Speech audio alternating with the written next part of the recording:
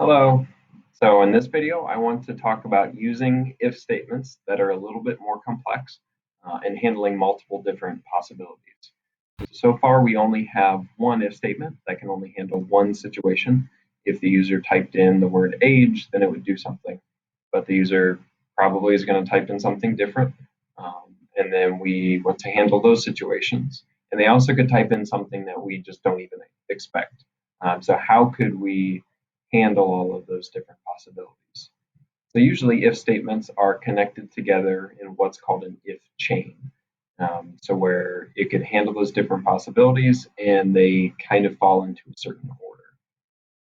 So after this if statement here, I'm going to make another one, but it is going to change just a little bit. So instead of saying just if, I'm going to say else if.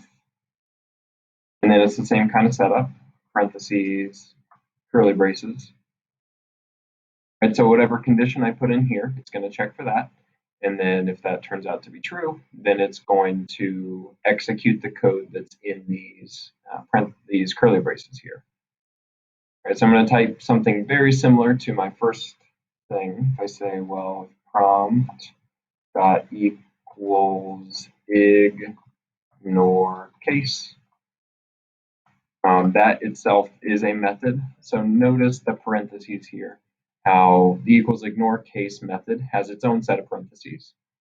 But I'm inside of the else if condition here. So there's lots of parentheses inside of each other. All right, I want to check if that prompt equals ignore case to GPA. And if that's the case, then I'm going to do system.out.print ln my GPA is space concatenation operator, a plus sign, and I just say the GPA variable. So what happens here is in the event that they type in age, it's going to run this code right here. And then it's just going to move to the end of this block. All right, so it's saying that there's really only one of these two things could happen, that either they type in age or they type in GPA. So if we wanted to possibly handle them both happening at the same time, then we wouldn't do an else if, we would just do another if statement. Then those things wouldn't be connected in any way. Right? So if in the event that the first if statement turns true, then the code just completely ignores whatever comes after it. Right? That chain has already found what it needed to find, so then it moves on to the rest of the program then. But if that first if statement turns into being false, then it will move on to the next one, and it'll check to see if this is true or not. All right, so we can also do the same thing for favorite color. It would look very similar. But the user might have misspelled something, they might have typed in something completely different.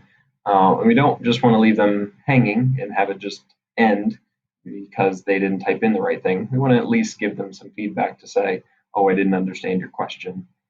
All right, so what if they don't type in something we expect? Then that's where an else statement comes in handy. Right, so we say else, and then I jump right into my curly braces. So if the first two things turn out to be false, then I can kind of have my backup here. Right? That's what will happen with the else statement. This is going to happen in the event that the if and then the else if is false. So if it actually gets to this point, then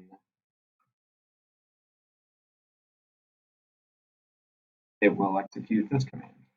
And I'm going to have it say, sorry, I don't understand. Right? Because the computer can only do what we program it to. So it's going to catch that situation. All right, so let's go ahead and try this out. Right, interactive mode, execute. Right, what do you want to know about me? And then I say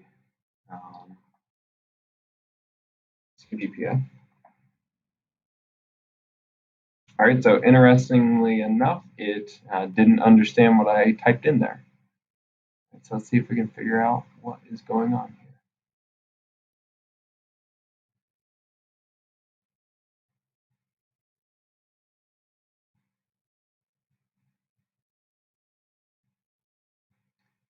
All right, so to try to figure out this bug that we have to do some debugging, you want to see if you can replicate the error, but also try something a little bit different. Our code functioned differently than how we expected it to. So if we can force that difference again, or if we can figure out what different kind of inputs then give us a different kind of an output, that might help us figure this out. So I'm going to run the code again. And I'm going to prompt it for the age. So it does give us the I am 5 days old. So if we give it the age, then it does understand what to do with that. But it doesn't seem to catch the GPA here.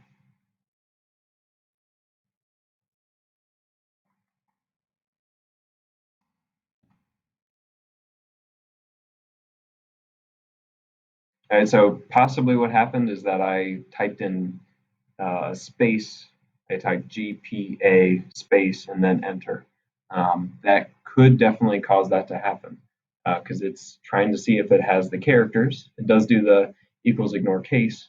There is a trim method that helps to handle some of that. So if you have those leading or those trailing spaces, you can do that as well. But I think that's what happened in that case. All right, so if I run it again, then I'll try to check the program and have it work the way we want it to. All right, so again, if I ask for the pets, that's not something that's programmed in here. And then it will say, sorry, I don't understand. All right, because it started with this if. Did they say age? It moves on. Else if they said GPA. All right, if that also is false, then it will finally get to this catch here of any other possibility. All right, so notice how in the other times it didn't say all of these different things. It didn't say all three of them. It started at the top and kept going until it found what it needed to. Right? And these if chains don't have to be three pieces.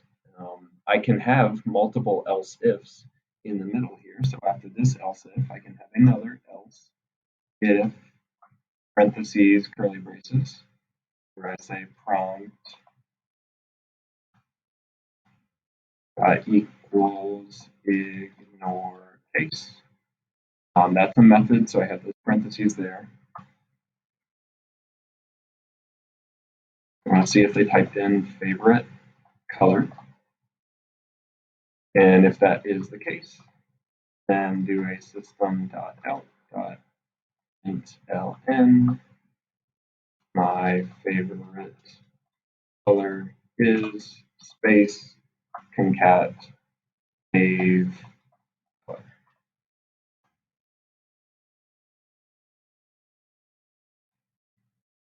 right, and you can even do a different if chain that only has an if and then jump straight to an else. So there are lots of different ways you can organize this. But this will have the different things that we could possibly ask it.